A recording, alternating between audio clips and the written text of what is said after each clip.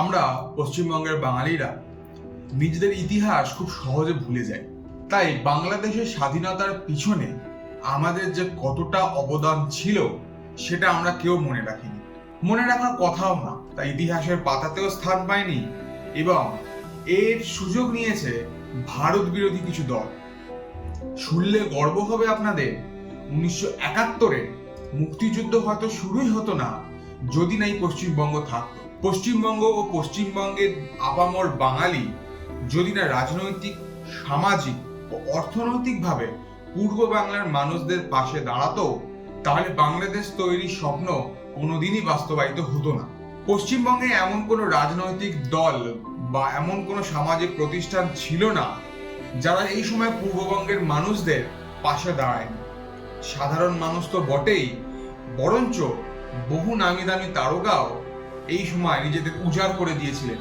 পশ্চিমবঙ্গের মানুষ নিজেদের সাথে পূর্ব পাকিস্তানিদের কোনোদিন আলাদাভাবে দেখেনি। আমাদের মধ্যে 1947 সালে দেশভাগের যন্ত্রণা তো ছিলই, এর পরে যুক্ত হলো পাকিস্তান দ্বারা পূর্ব পাকিস্তানের ওপর অত্যাচারের রোষ। 1947-এর আগে থেকেই বহু মানুষ পশ্চিমবঙ্গে আসতে শুরু করেছিল। নোয়াখালী এবং কলকাতার দাঙ্গায় বাঙালি নিজেদের বিপন্ন রূপ কল্পনা করতে পেরেছিল। ফলত যখন পূর্ব বাংলায় গণহত্যা শুরু হয়, তাদের দুর্দশায় কষ্ট পেয়েছিল পশ্চিম বাংলার মানুষরা। পশ্চিমবঙ্গের অবদান সম্বন্ধে জানবার আগে 1971 সালের মুক্তিযুদ্ধ সম্বন্ধে কিছু তথ্য সঠিকভাবে জেনে নেওয়া আমাদের খুব প্রয়োজন। আমরা ছোট থেকে জেনে এসেছি 1971-এর মুক্তিযুদ্ধ হয়েছিল বাংলা ভাষাকে বাঁচিয়ে রাখবার জন্য। এই কথাটা কিন্তু সম্পূর্ণ সত্যি নয়। 1947 সালে যখন দেশভাগ হয়, পূর্ব পাকিস্তানের মানুষ কিন্তু বাংলা ভাষাকে কোনোভাবেই গ্রহণ করেননি। তারা নিজেদেরকে পাকিস্তানি মুসলমান হিসেবে গণ্য করতেন। বাংলা ভাষার প্রতি তাদের কোনো দরদ ছিল না। কিন্তু যখন পশ্চিম পাকিস্তানিরা নিজেদের সর্বশ্রেষ্ঠ মুসলমান প্রমাণ করার জন্য বাংলা মুসলমানদের ওপর রাষ্ট্রীয় ভাষা হিসেবে উর্দুকে চাপিয়ে দেওয়ার চেষ্টা শুরু করলো, তখন তাদের টনক নড়ে। এর আগে থেকেই কিন্তু রাজনৈতিক, অর্থনৈতিক ও সামাজিক নিপীড়ন চলছিল পূর্ব পাকিস্তানে। পশ্চিম পাকিস্তানিরা বাংলা ভাষী পূর্ব পাকিস্তানীয় মুসলমানদের মুসলমান বলেই গণ্য করতেন। তাই তাদের ওপর চলতো নিয়মিত রাজনৈতিক, অর্থনৈতিক ও সামাজিক নিপীড়ন। পূর্ব পাকিস্তানের সমাজও কিন্তু দুভাগে বিভক্ত ছিল। একদল যারা নিজেদেরকে আতরাফ মুসলমান বলে গণ্য করত, তারা মনে করতেন তারা পূর্ব বাংলার মধ্যে শ্রেষ্ঠ। আরেক দল ছিল আশরাফ।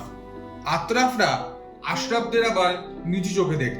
এইভাবে কিন্তু স্বাধীনতার পর থেকে পূর্ব বাংলা এবং পশ্চিম পাকিস্তান সামাজিকভাবে বিভক্ত ছিল। 1952 সালের আগে রাষ্ট্রীয় ভাষা উর্দু করার জন্য বাংলা ভাষাকে রোমান হরফে এবং তারপরে আরবি হরফে লেখা শুরু হয় বাংলাদেশে। তখন নিজেদের রাজনৈতিক, সামাজিক এবং সাংস্কৃতিক পরিচয়কে রক্ষা করার জন্য তারা বাংলাকে আপন করে নেয়। এর আগে পর্যন্ত বাংলার কোনো কবি, সাহিত্যিককে তারা মানতেন না। রবীন্দ্রনাথ থেকে শুরু করে শরৎচন্দ্র, বঙ্কিমচন্দ্র, কোনো কবিকে তারা নিজেদের কবি বলে মনে করতেন না। এবং কাজী নজরুল ইসলামের বহু লেখাও তারা কিন্তু বিকৃত করতেন। তারা মনে করতেন বাঙালিয়ানা হলো সম্পূর্ণ হিন্দু বাণী, এতে মুসলমানদের কোনো অবদান নেই, তাই এর সাথে মুসলমানদের কোনো সম্পর্ক থাকা উচিত নয়। এই রকম পরিস্থিতিতে নিজেদের পরিচয় রক্ষা করার জন্য কিন্তু শুরু হয় ভাষা আন্দোলন। এর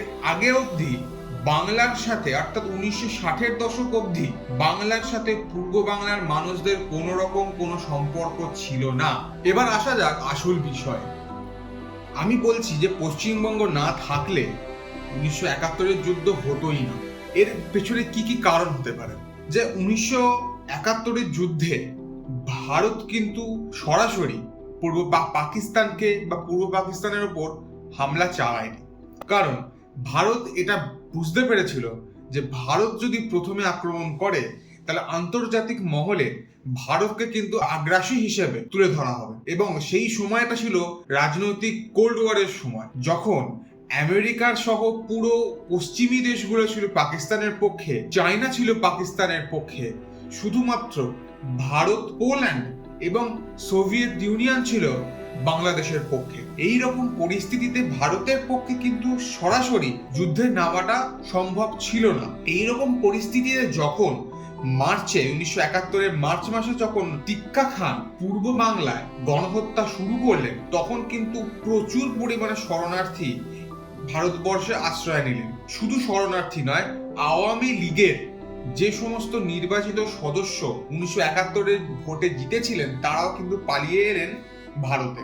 শুধু শেখ মুজিবুর রহমানকে গ্রেফতার করে নিয়ে যাওয়া হলো পাকিস্তানে। এই রকম পরিস্থিতিতে যারা পূর্ব বাংলায় পাকিস্তানি সেনাদের বিরুদ্ধে লড়াই করেছিল, তাদের একার পক্ষে কিন্তু এই যুদ্ধকে এগিয়ে নিয়ে যাওয়া কখনোই সম্ভব ছিল না।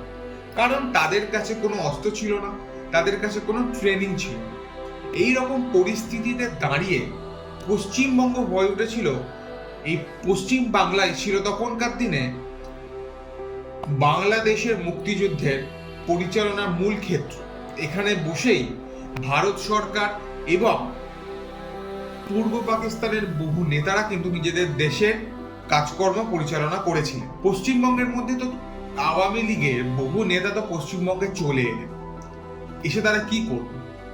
এসে তারা জীবনটা বাঁচিয়েছিলেন, কিন্তু এইখানে থেকে তাদের পক্ষে তখন কিছু করা সম্ভব ছিল না। তারা ভারত সরকারের নির্দেশে 10ই এপ্রিল পশ্চিমবঙ্গে তৈরি করলেন গণপ্রজাতন্ত্রী বাংলাদেশের নির্বাচিত সরকার। অর্থাৎ তারা একটা অস্থায়ী সরকার তৈরি করলেন বাংলাদেশের বাইরে। যার রাষ্ট্রপতি নির্বাচিত হলেন শেখ মুজিবুর রহমান, প্রধানমন্ত্রী হলেন তাজিউদ্দিন এবং অন্যান্য মন্ত্রীদের মধ্যে উল্লেখযোগ্য হলেন খন্দকার মুশতাক এবং কামরুজ্জামান। এই সরকারের অস্তিত্ব প্রচার করা হয়েছিল শিলিগুড়ির আকাশবাণী কেন্দ্র থেকে।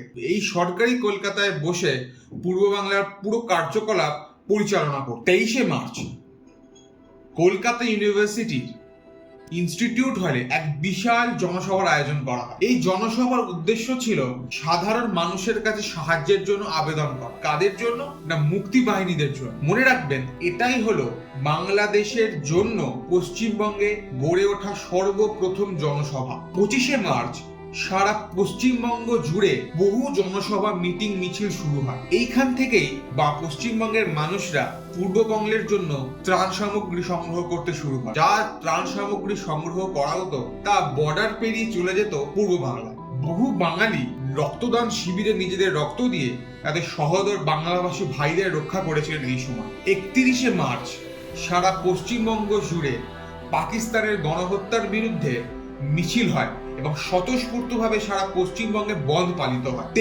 3 এপ্রিল পশ্চিমবঙ্গের সমস্ত রাজনৈতিক দলের সমর্থনে পশ্চিমবঙ্গে তৈরি হয় বাংলাদেশ মুক্তি সংগ্রাম সহায়ক সমিতি। তার সভাপতি নির্বাচিত হন অজয় মুখার্জি। এই সমিতির মূল উদ্দেশ্য ছিল মুক্তিযুদ্ধের জন্য সব রকম সহযোগিতা এবং সাহায্য করা। এই সমিতিতে যারা মুক্তিযুদ্ধে বহু অর্থ দান করেছিলেন। বালুরঘাট ও বেনাপোল সীমান্ত পার করে এই সমিতি অর্থ ও ত্রাণ পৌঁছে দিত শরণার্থীদের কাছে। কোচবিহার, জলপাইগুড়ি, মালদা, মুর্শিদাবাদ, নদিয়া এবং 24 পরগনা জেলার উদ্বাস্তুরা আশ্রয় নিয়েছিলেন। তাদের সাহায্যে পুরো পশ্চিমবঙ্গের মানুষরা কিন্তু এগিয়ে এসেছিল। অনেকে জানে না যে বাংলাদেশের গেরিলা বাহিনী তৈরি ও তাদের প্রশিক্ষণ দেওয়ার ব্যাপারে গুরুত্বপূর্ণ ভূমিকা নিয়েছিলেন কিছু বঙ্গ সন্তান। ডাক্তার জ্যোতির্ময় গুপ্ত, মোহন চৌধুরী ও শিবশঙ্কর প্রমুখরা এই গেরিলা বাহিনী তৈরি ও প্রশিক্ষণ দেওয়ার ব্যাপারে অগ্রণী ভূমিকা পালন করেছিলেন। এই গেরিলা বাহিনীকে প্রশিক্ষণ দেওয়ার জন্য ডাক্তার গুপ্ত এম বশির ছদ্মনামে বাংলাদেশের মুক্তিযুদ্ধ, শিবশঙ্কর মিত্র বাংলাদেশের মুক্তিযুদ্ধের নীতি ও কৌশল নামে 2টি বই লিখে পাচার করেছিলেন পূর্ববঙ্গে। গেরিলা বাহিনীর প্রথম হাতেখড়ি হয় এই 2টি বইয়ের মাধ্যমে। শুধু ভারতের মধ্যে বাংলাদেশের পক্ষে জনমত তৈরি করায় থেমে থাকেনি কলকাতা বিশ্ববিদ্যালয়। আন্তর্জাতিক মহলে বাংলাদেশের পক্ষে জনমত তৈরি করবার জন্য কলকাতা বিশ্ববিদ্যালয় ইউরোপীয় ভাষা বিভাগের তৎকালীন অধ্যাপক ফাদার পি ফেলো ইউরোপের বহু দেশে যাত্রা করেন। ইতালি, বেলজিয়াম, ফ্রান্স, ইংল্যান্ড ও পশ্চিম জার্মানির মতো দেশগুলিতে তিনি গিয়ে সভা করে মানুষদের মধ্যে এই সচেতনতা তৈরি করার চেষ্টা করেছিলেন। কলকাতা বিশ্ববিদ্যালয়ের আশুতোষ হলে তৈরি হয়েছিল বাংলাদেশের প্রথম শিক্ষক সমিতি। বিপ্লবী বীণা দাস, ও শিশির কুমার বসুর নেতৃত্বে তৈরি হয়েছিল national coordination council for Bangladesh. তারা বনগাঁয় মুক্তিযোদ্ধাদের চিকিৎসার জন্য একটি হাসপাতাল চালাতেন। এছাড়াও বাংলার রেড ক্রস, ভারত সেবাশ্রম সংঘ, রামকৃষ্ণ মিশনের মতো বহু সংগঠন এগিয়ে এসেছিলেন ত্রাণ সামগ্রী এবং মানুষের সাহায্যের উদ্দেশ্যে। এমনকি মাদার টেরেসাও কলকাতায় থেকে তিনি যুদ্ধকে সমর্থন করেছিলেন। তারাশঙ্কর বন্দ্যোপাধ্যায়, নীরেন্দ্রনাথ চক্রবর্তী প্রমুখ মিলে তৈরি করেছিলেন বাংলাদেশ মুক্তিযুদ্ধ সহায়ক লেখক শিল্পী সমিতি। এই সমিতির সদস্য ছিলেন অন্নদা শঙ্কর রায়, সত্যজিৎ রায়, সুভাষ মুখোপাধ্যায়, বিষ্ণু দে, হেমন্ত মুখোপাধ্যায় এবং উত্তম কুমার ও সুচিত্রা সেনের মতো বিশিষ্ট ব্যক্তিরা। এককভাবেও বহু বাঙালি নিজেদের টাকা দান করেছিলেন মুক্তিযুদ্ধের তহবিলে। যেমন পিসি সরকার সারা ভারতবর্ষে খেলা দেখিয়ে তখনকার দিনে প্রায় 50,000 টাকা তুলে দিয়েছিলেন মুক্তিযোদ্ধাদের হাতে। তিনি আক্ষেপের সুরে বলেছিলেন, বাবা যদি বেঁচে থাকতেন তাহলে আরো বেশি অর্থ তিনি দান করতে পারতেন। রুমা গুহ ঠাকুরতা নিজের বাড়িতে রাজশাহী ও ঢাকা বিশ্ববিদ্যালয়ের ছাত্রীদের থাকার ব্যবস্থা করেছিলেন। বাঙালি সিনেমার বহু নামকরা শিল্পী তাদের সিনেমার দ্বারা অর্জিত টাকা দান করেছিলেন মুক্তিযোদ্ধাদের জন্য। তার মধ্যে বিখ্যাত হলেন সন্ধ্যা রায়, সুচিত্রা সেন, উত্তম কুমার এবং বিশ্বজিৎ।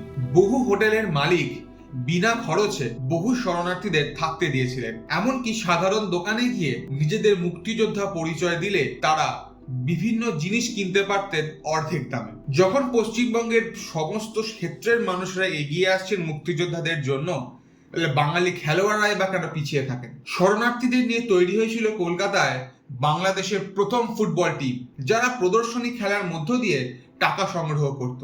2024 সালে আমরা প্রায় বাংলাদেশিদের মুখ থেকে শুনি যে ভারতের সংবাদ মাধ্যম নাকি বাংলাদেশের নামে কুৎসা রটাচ্ছে। এর প্রত্যুত্তরে আমি বলতে চাই, বাংলাদেশের নির্বাচিত সরকারের মুখপত্র হিসেবে কাজ করেছিল তৎকালীন বাংলার পত্রপত্রিকারা। অমৃতবাজার পত্রিকা, যুগান্তর, বসুমতী, কালান্তর, হিন্দুস্তান স্ট্যান্ডার্ড, স্টেটমেন্টস পত্রিকার বহু সাংবাদিক বর্ডার পেরিয়ে বাংলাদেশে ঢুকে বিভিন্ন খবর সংগ্রহ করে আনতেন।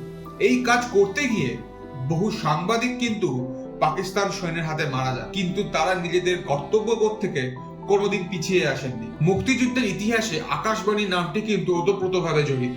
মুক্তিযুদ্ধের সমর্থনে এবং পাকিস্তানি অপপ্রচারের বিরুদ্ধে সেই সময় সংবাদ পরিক্রমা এবং সংবাদ বিচিত্র নামক দুটি অনুষ্ঠান নিয়মিত প্রচার করা হতো। মুক্তিযোদ্ধাদের উদ্বুদ্ধ করা এবং পাকিস্তানি সেনার মনোবল কিভাবে ভেঙে দেওয়া যায় এর জন্য নিয়মিত মনস্তাত্ত্বিক রেডিও প্রোগ্রাম দায়িত্ব পালন করেছিলেন দিলীপ সেনগুপ্ত। পশ্চিমবঙ্গের মানুষ কিন্তু শুধুমাত্র সাহায্য করেই থেমে থাকেনি, তারা শরণার্থীদের নিজেদের মনে করে আপনও করে নিয়েছিল। কোনো শরণার্থীর কোনো জিনিস কিন্তু তখন চুরি যায়নি, তারা তাদের বাঁকা চোখে দেখেনি, সবাইকে সমানভাবে আপন করে নিয়েছিল এই বাংলার মানুষ। পশ্চিমবঙ্গ না থাকলে এই যুদ্ধ কোনোদিন সম্ভব হতো না, কারণ ভারত যখন বাংলাদেশের নিজেদের সৈন্য পাঠায়, বাংলাদেশের সঙ্গে যোগাযোগ রক্ষা করার জন্য সব থেকে গুরুত্বপূর্ণ অংশ ছিল এই পশ্চিমবঙ্গ। পশ্চিমবঙ্গের মাটি ব্যবহার করেই তখনকার দিনে সামরিক সাজ সরঞ্জাম, অস্ত্রশস্ত্র প্রভৃতি পৌঁছে দেওয়া যেত কিন্তু বাংলাদেশে।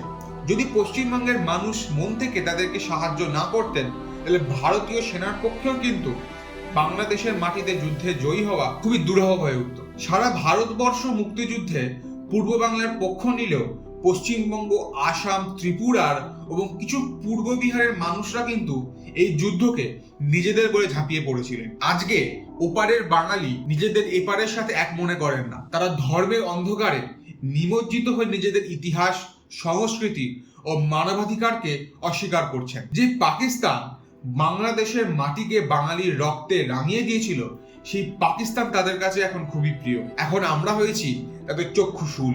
ফলে পশ্চিমবঙ্গ ও পূর্ববঙ্গের মধ্যে যে অধিকার বিভাজনের সৃষ্টি হয়েছে তা কোনোদিনই মেটবার নয়। আমি বাংলাদেশের মৌলবাদীদের ধন্যবাদ জানাই, তাদের জন্যই আমি পশ্চিমবঙ্গের মানুষদের কাছে তাদের অবদানের ইতিহাসকে তুলে ধরতে পেরেছি। আর তারা এর মধ্য দিয়ে প্রমাণ করে দিয়ে গেল, শুধু ধর্মের ভিত্তিতেই নয়, মানবিকতার খাতিরে এই দুনিয়ায় একটাই জাতি বাঙালি হিসেবে নিজেকে ধরে রাখতে পেরেছে, আর সেটা হলো আমরা পশ্চিমবঙ্গবাসী।